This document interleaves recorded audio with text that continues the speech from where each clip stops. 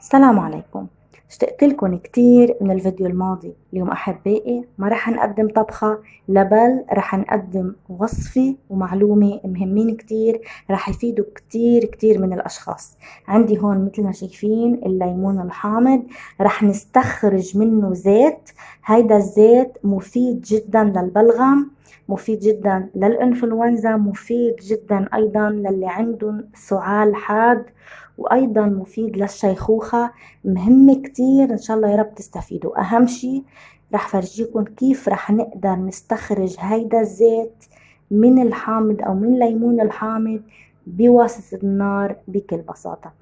رح نجيب صحن، رح نباشر بالتقطيع لفرجيكم الطريقة. بس قبل أحبائي، إذا كنتم من المتابعين الجدد انزلوا هلأ لتحت لأسفل الفيديو، كبسوا اشتراك وفعلوا الجرس، وكمان اكبسوا لايك كرمال ينرفع الفيديو يوصل لأكبر عدد من الناس، واعملوا له شير لحتى كل الناس تستفيد من هيدي الوصفة اللي رح أقدمها اليوم، لأنه أنا جربتها واستفدت منها كتير كتير، وبنصحكم كمان أنتوا تجربوها. أول شي حنجيب ليمون حامض مثل ما شايفين ونغسله كتير منيح. أنا مغسليته مثل ما شايفين، وراح نباشر بتقطيعه بهيدا الشكل. بسم الله، هيدي الطريقة.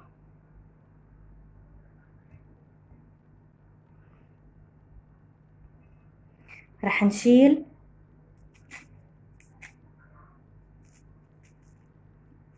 الفاكهة من جوا، كل الألياف تبعت فاكهة الليمون الحامض بهيدا الشكل كلياتها. يعني بنحاول قد ما فينا نفضيها بس ما نخزق القشر الخارجي.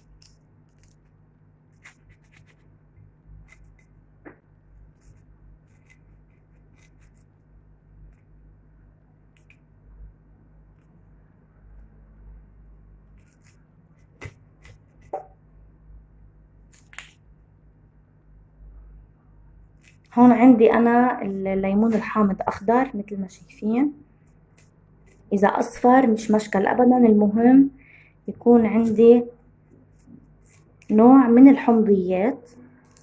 فيكم كمان تستخدموا البرتقال.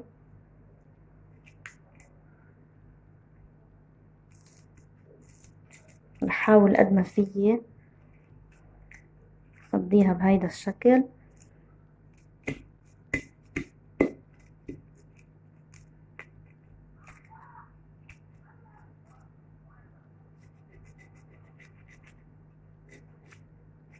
هاي الطريقة.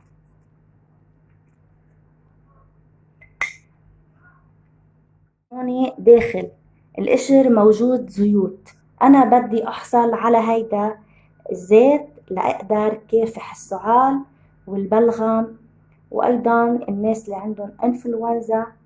مهم كتير أحبائي، هيدي الوصفة مليانة بالفيتامينات. طبعا رح نضيف بعد عليها آه آه بعض الشغلات كمان رح تفيدنا كتير. هلأ رح شيلها وحطها على النار. حطيناها أحبائي مثل ما شايفين على النار. هلأ شو رح نعمل؟ رح ننزل فيها شوية مي. بسم الله.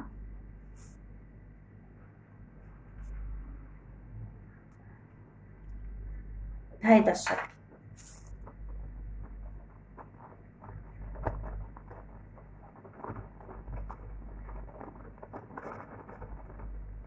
هلأ شو رح يصير عندي؟ رح يبلش يطلع مادة زيتية من القشر.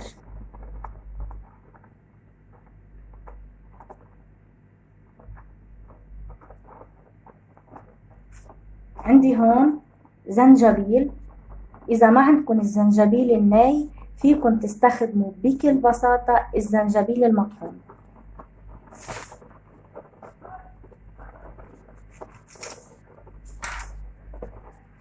قصيت شقفة ورح نزلها بالماء. إذا ملاحظين هون على الجوانب، ملاحظين شو عم بيصير عنا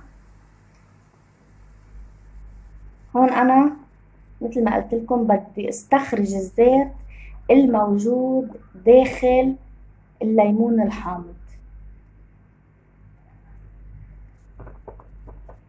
حتقولوا لي شو بدك جمانة بهالشغلة كلياتها؟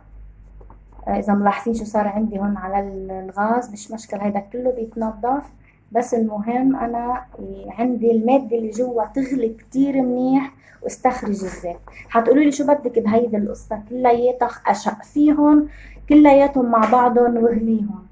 فالموضوع بيكون كتير سهل. حطيهم كلهم بقلب شقفيهم وحطيهم كلهم مع مي وغليهم. انا فيي اعمل هيك وراح استفيد، بس ما راح اقدر احصل على الزيت بسبب الحروق اللي عم بتصير هلا. مهم كتير كتير انه اعمل هيدي الحركة احبائي، لاقدر طبعا اوصل للزيت الموجود. بتشموا الريحة اللي هلا طلعت؟ ريحة كتير قوية بسبب القشر وبسبب الزنجبيل اللي انا حطيته. هلا شو راح اعمل؟ راح ضيف فوقهم اليانسون.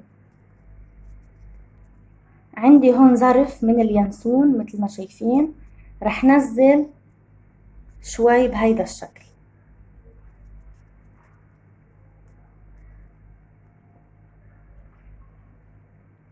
كمان رح نزل النعنع، بس انا هون رح نزل النعنع اليابس، ما رح احط ابدا ابدا النعنع الاخضر لانه طعمته منا كتير طيبة، بس النعنع اليابس بيعطي طعمة افضل، يعني طعمته بتضل اخف. يعني صار عندي هلا فيتامينات كتيرة بسبب الليمون الحامض، بسبب الزنجبيل، بسبب الزيت اللي استخرجناه من الليمونة ذات نفسها، من الحروقات اللي عم بتصير هلا، وايضا من اليانسون ومن النعنع اللي حطيناه. مواد مهمة كتير حطيناهم من اول استخدام. من اول استخدام رح تحسوا بالفرق، وصدقوني صدقوني رح تدعوا لي جربوها احبائي.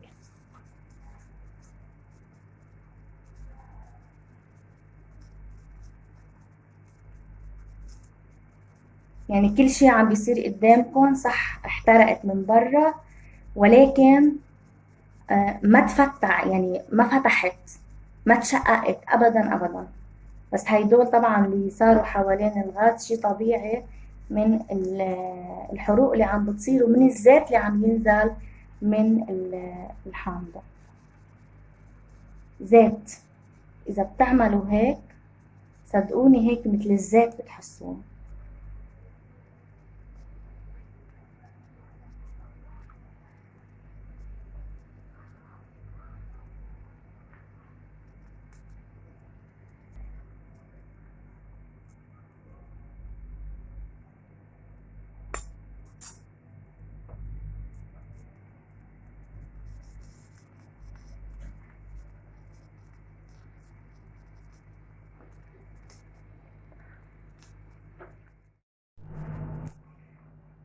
وهلا رح نزل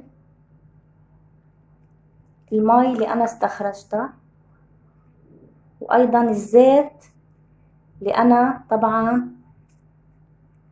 قدرت استخرجه بسبب الحروقات اللي انا عملتها على الليمونة. هنحاول كلها ننزلها لأن هي سخنة كتير هلأ.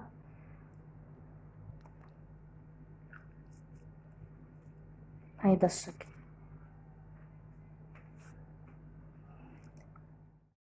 رح نزل هلأ العسل، مش السكر، العسل، ورح نحركهم.